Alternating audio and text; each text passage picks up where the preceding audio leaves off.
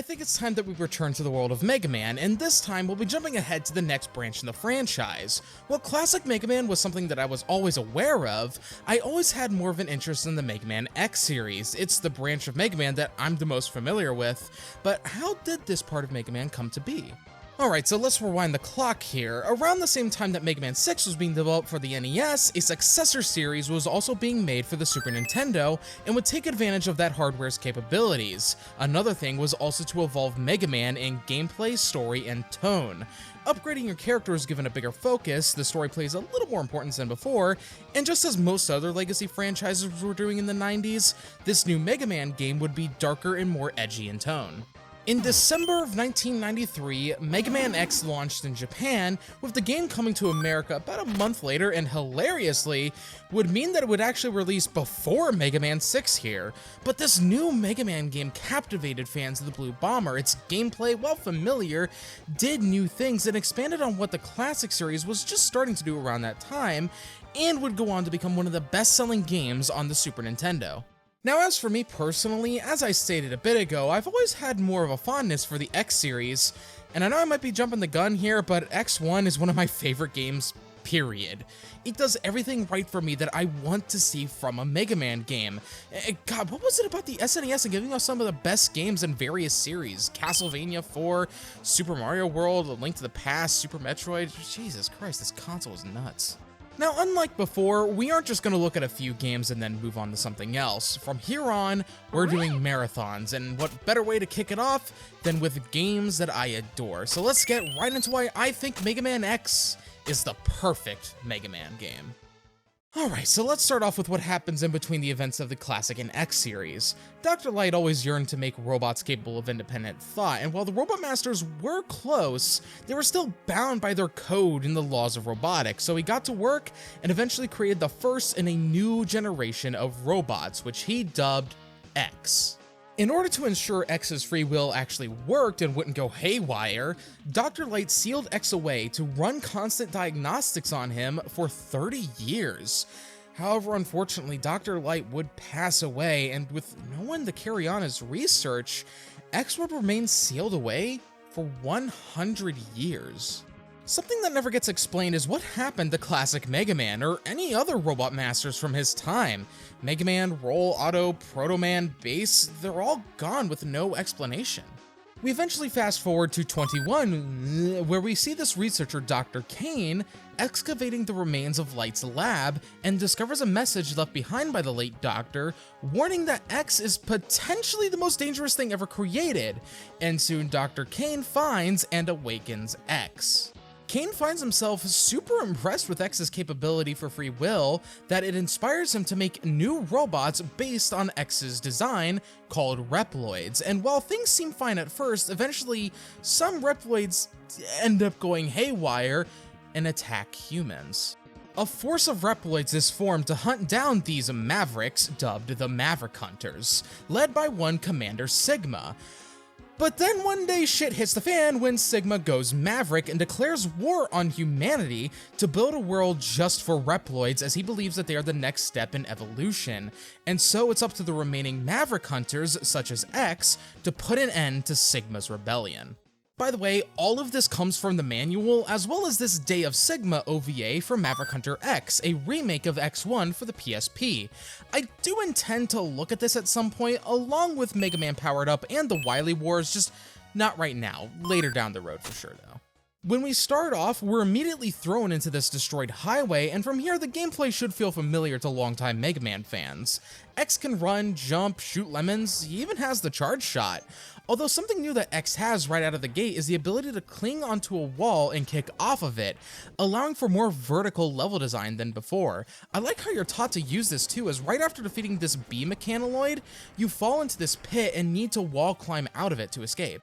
At the end of the highway, we're forced into an encounter with this shithead Vile, who is one color swap away from being Boba Fett, but he mops the fucking floor with you, and is only moments away from killing X, when... This is Zero, the, I think, current leader of the Maverick Hunters, who, fun fact, was actually Keiji Inafune's original design for Mega Man X, but it was deemed too different, and so they went with this design instead. X laments that he lost to Vile, but Zero tells him that he hasn't reached his full potential yet and that someday he might just be as strong as himself. And with that, we get taken to the stage selection screen. Just like the classic series, we have a total of 8 Mavericks to take down, and we can do them in any order that we please. It's very similar to the classic series, just with different names. The Mavericks are these games' Robot Masters, and Sigma is this series' Dr. Wily. While there are several good starting points I find, I always prefer to go with Chill Penguin first as my starting boss. There are multiple reasons that I like to go with Danny DeVito first. For starters, his stage isn't too difficult, and neither is his boss fight if you know what you're doing. But this stage introduces a whole bunch of stuff like ride armors, these mechs that you can pilot and just... But also, partway through the stage, we find this capsule left behind by the late Dr. Light where a pre-recorded message from him plays. We learn that he left these capsules all throughout the world, and all of them contain enhancements for X's armor. I don't know why this shit wasn't built into X by default, but Light must have some kind of good reason, like maybe he just didn't have his coffee yet, I guess. We step in and receive an upgrade to our legs, allowing X to dash. This right here to me is one of the defining features of the X series, upgrading X by all sorts of means.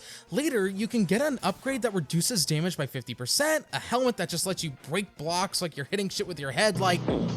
And even a beefed up X-Buster, allowing for a more powerful charge shot, but it even allows you to charge special weapons for cool new effects.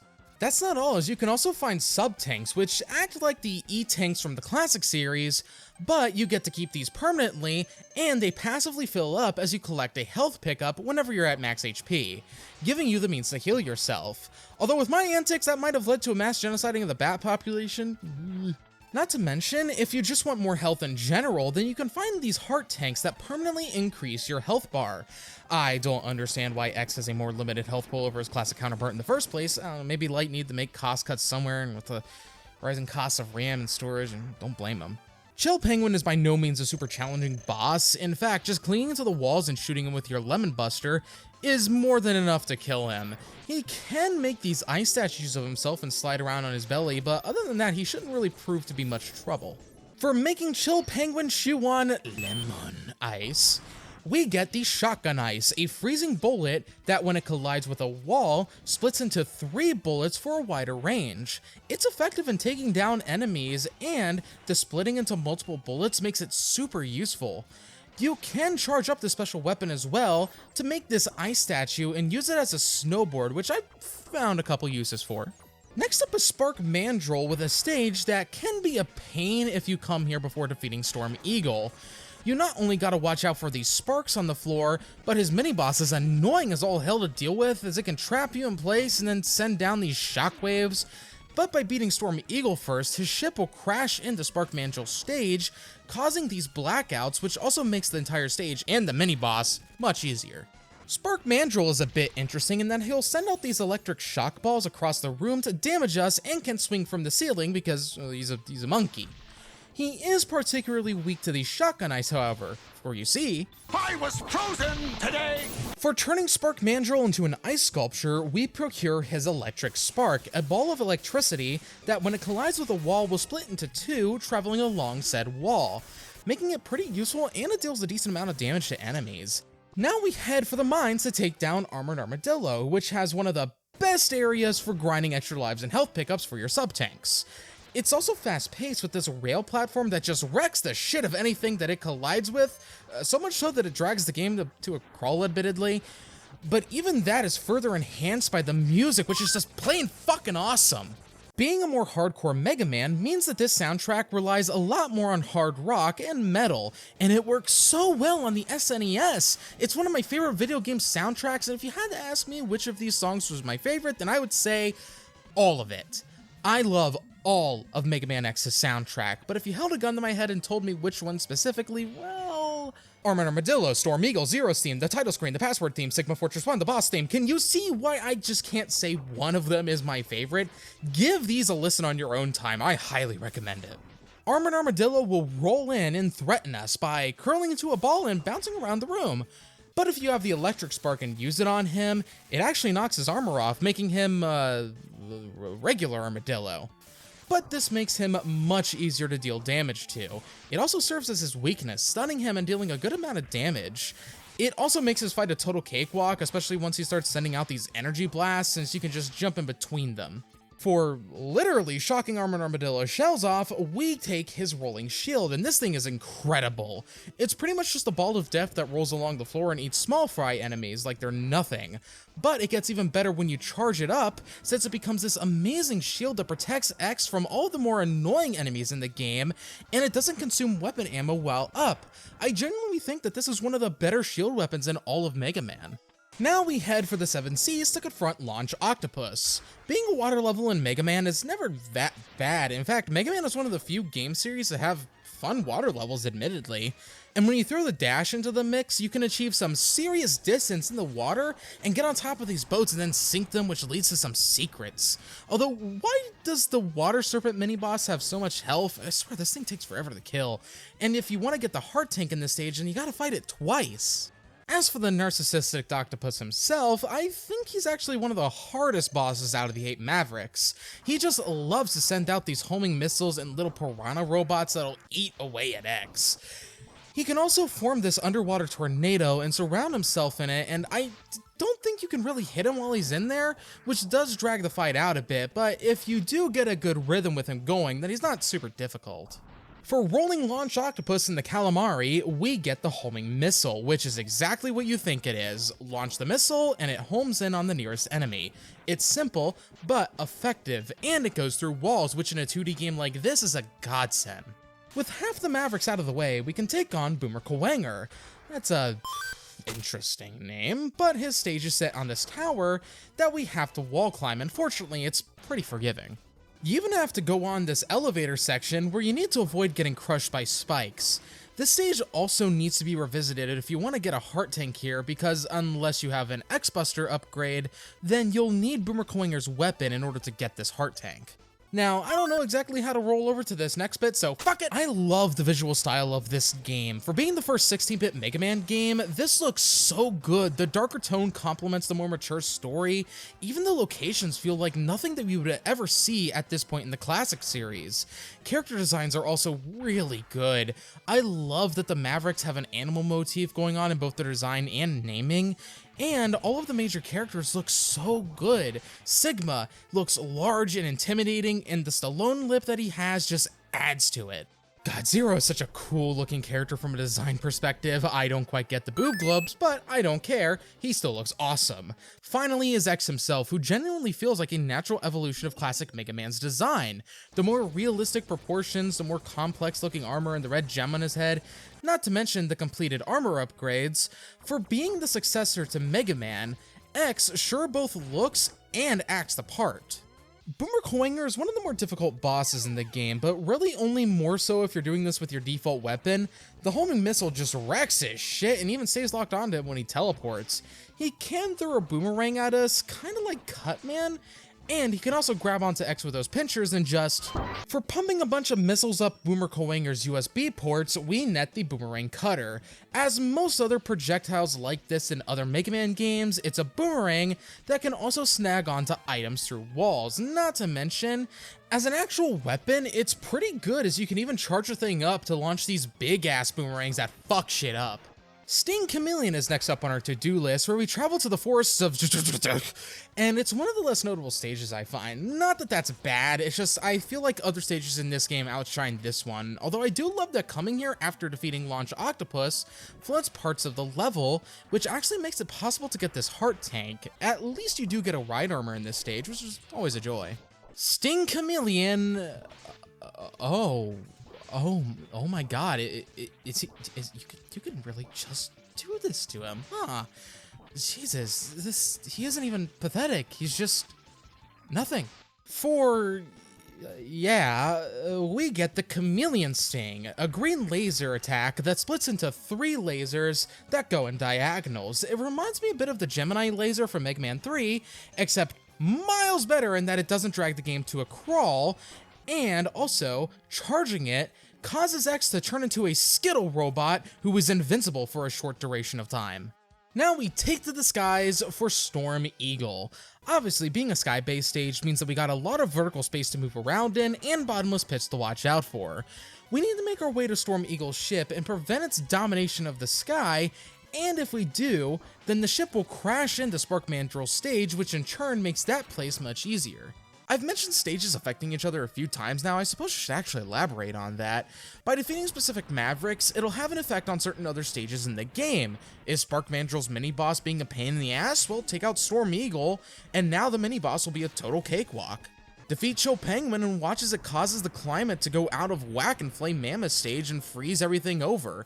It helps make more difficult stages a little bit easier, and even makes it possible to get certain upgrades. Of course, if you want to, you are more than welcome to take on these Mavericks and their stages in their more difficult forms, and it's entirely up to you. As for the overgrown bird himself, he's actually one of the more predictable Mavericks I find. He'll try to blow you off the side of his ship, and occasionally will make these deadly sex dives towards you, and it's an actual thing that eagles do, look it up. He's weak to the Chameleon Sting, which, thanks to its multi-directional shot, makes him significantly more easy. Even with a difficult weapon, he's not that hard. God, could you imagine dying to Storm Eagle? That would have to be super embarrassing. For clipping Storm Eagle's wings, we get his Storm Tornado. This is a blast of air that shoots across the screen and is fantastic for damage and coverage, especially since it can deal damage multiple times on one target, which is great for those more annoying health sponge enemies that you might encounter. And charging it will even make it a borderline screen nuke. Finally, it's time to finish off the last Maverick, Flame Mammoth. Now, this stage can be a bit of a pain if you haven't taken Chill Penguin out first. If you have, though, then the lava will be completely frozen over, which makes the stage significantly less deadly. Although this stage is a great showcase for an annoying holdover from the NES games, that being defeated enemies can respawn if you just slightly off-screen them. It's mainly annoying with those pickaxe throwing robots. Most of the time, it's really not much of a problem, though. At long last, we come face to trunk with Flame Mammoth. His battle gimmick is this conveyor on the floor which can pull you towards him since he doesn't really like to move a whole lot, but when he does, he'll jump into the air and slam his ass onto the ground, which can knock X onto his USB port. Fortunately, the Storm Tornado just shreds Flame Mammoth's health like it's no tomorrow. For sending Flame Mammoth back to extinction with the power of wind, we obtain the Fire Wave. It's nothing more than a good old-fashioned flamethrower and can be great for crowd control. Just hold down the attack button and it'll just continuously shoot out, although it does make it slightly odd to charge the weapon as a result. With all 8 Mavericks taken down, we can finally locate Sigma's Fortress, which is similar to the Wily Castle, specifically from Mega Man 1, in that it's not a gauntlet of stages. You're free to revisit any stage you want in between the Sigma levels and get anything you missed, like the Hadouken in Armored Armadillo stage. Kinda strange how you get that, though. You gotta make it to the end of the level, then jump off this platform to reach this ledge, collect this energy pickup, and then jump off the cliff, and then you do that about 4 times and the capsule will just magically appear? Dr. Light, what the fuck's the meaning of this? That's a good question. When we reach the fortress, Zero insists on going in first so that he can take the heavy fire so we can slip in undetected. And soon we encounter Vile, who manages to capture Zero and proceeds to once again pummel us into the dirt, until Zero breaks free and sacrifices himself to destroy Vile's ride armor, with X finding the willpower to get back up and fight Vile on equal footing. And by equal footing, I mean one-shotting the bastard with a Hadouken to the cock. Vile is finally defeated, but this comes at the cost of Zero, who was blown in half as a result of his sacrifice. He tells us that it's up to us now to put an end to Sigma's rebellion, and soon Zero succumbs to his injuries, leaving X alone to take on the rest of the Sigma Fortress. The rest of the Sigma Fortress sees us encounter various Mavericks that we fought previously, as well as face some more unique bosses. Bow Spider reminds me of that one mini-game from New Super Mario Bros. DS, or was it Mario 64 DS? Either way, it's not really important. Kind of like the main Sigma stages themselves, oddly, I don't really find these that challenging, other than the opening to Sigma 1. Not that they're bad, it's just I don't think that they're really the main focus of the fortress here. The other two bosses that we face here are Rangdabanga, my favorite name for any boss in Mega Man just because it's fun to say, who can be a bit of a pain thanks to the spikes on the floor, as for all of the advancements robotics has seen in the past 100 years, they still get one shot by tetanus. Then there's D-Rex, who is solely annoying just because of how fast he can move sometimes, and he likes to, chomp down on you. Now is a good time for us to talk about the special weapons as a whole, since you now have access to all of them. And I'll be honest, Mega Man X I think has some of the best special weapons in all of Mega Man. Nothing here feels overly busted like in Mega Man 9, but I feel this is better than Mega Man 11's. It's a happy balance between amazing weapons and not being too overpowered. The ability to charge special weapons is a fun mechanic that feels so natural and almost like a precursor to the double gear system from 11. With no negatives and nothing but positives, I'll give Mega Man X's selection of special weapons 10 Stallone lips out of 10. Finally, we come face to face with the literal dickhead and his little dog too, who we of course one-tap. Finally, it's time to fight Sigma one-on... Jeez, Capcom was really pushing George Lucas with this one, weren't they? You can get Sigma into this loop of jumping around the room, which actually makes his fight pretty easy, especially with his weakness, the spark shot. Upon defeating Sigma, his head comes off his body and merges with the wall. This form of Sigma takes up the entire background, with us needing to hop on top of his hand claws and spam rolling shields in his face. After enough rolling shields, Sigma explodes and so does the entire fortress, with X teleporting to the shoreline as he watches Castlevania crumble over the horizon and ponders about the future of Reploids and how much longer he must fight. And don't worry, that's not getting old anytime soon. But with that, we can finally end Mega Man X. God, I'm glad I finally got to make a video on this game. As I stated earlier, Mega Man X is one of the best video games on the SNES and is, in my opinion, one of the best games in the entire Mega Man franchise. The movement is some of the best that the series has to offer, it's challenging without being punishing, and the ability to upgrade X throughout your adventure in all sorts of ways feels so satisfying. One thing I was constantly yearning for while playing the classic Mega Man games was more exploration and rewards for your curiosity, and Mega Man X delivers that to me in spades. The weapons are fun, the movement is fun, the bosses are fun. Mega Man X is fun. It's available on so many platforms, it's very easy to access nowadays, and I highly recommend playing this masterclass of game design for yourself. Of course, hanging around on the credits long enough will reveal that we only managed to destroy a copy body of Sigma's, and that his spirit remains intact, which means we got more work to do, so I hope you'll join me next time for Mega Man X2. Subscribe to the channel if that sounds fun to you, and leave a like and a comment should you choose. And with all of that said, have a great day or night. Peace.